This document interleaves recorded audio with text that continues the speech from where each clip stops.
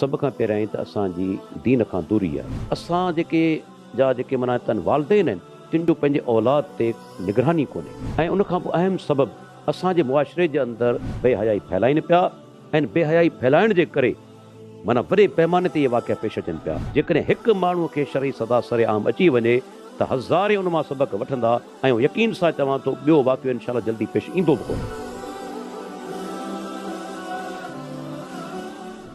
हाणे साईंदास सराड़ी खां सवाल कनि था, डॉक्टर साहब जे लाइ सवाल आहे।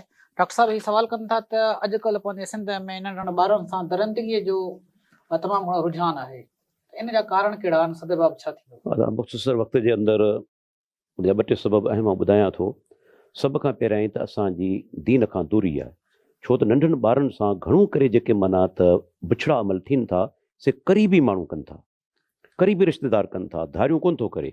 हाणे छा आहे त असां पंहिंजा जेके नंढड़ा ॿारड़ा नंढड़ियूं ॿारड़ियूं उन्हनि खे माना उन्हनि माइटनि खे सम्झूं था त हीअ असांजा क़रीबी रिश्तेदार आहिनि, इन्हनि सां अकेलाई बि इख़्तियार कनि, अच वञ बि करे सघनि था, आज़ादु छॾे ॾींदा आहियूं ऐं नतीजे ते उहे जेके असांजा क़रीबी रिश्तेदार आहिनि से उनजो नाजाइज़ फ़ाइदो वठंदा आहिनि। ॿी ॻाल्हि, असां जेके माना तन वालदेन आहिनि तिन जो पंहिंजे औलाद ते निगरानी कोन्हे, हुनखे छूट छॾियो वियो आहे। ऐं उन खां पोइ अहम सबबु असांजे मुआशिरे जे अंदरि माना चाहे प्रिंट मीडिया हुजे, इलेक्ट्रॉनिक मीडिया हुजे, सोशल मीडिया हुजे, इहे बेहयाई फैलाइनि पिया ऐं बेहयाई फैलाइण जे करे माना वॾे पैमाने ते इहे वाक़िया पेश अचनि पिया। ऐं उन खां पोइ सभ खां अहम तरीन सबबु त ॾोहारियुनि खे सदा कोन थी मिले।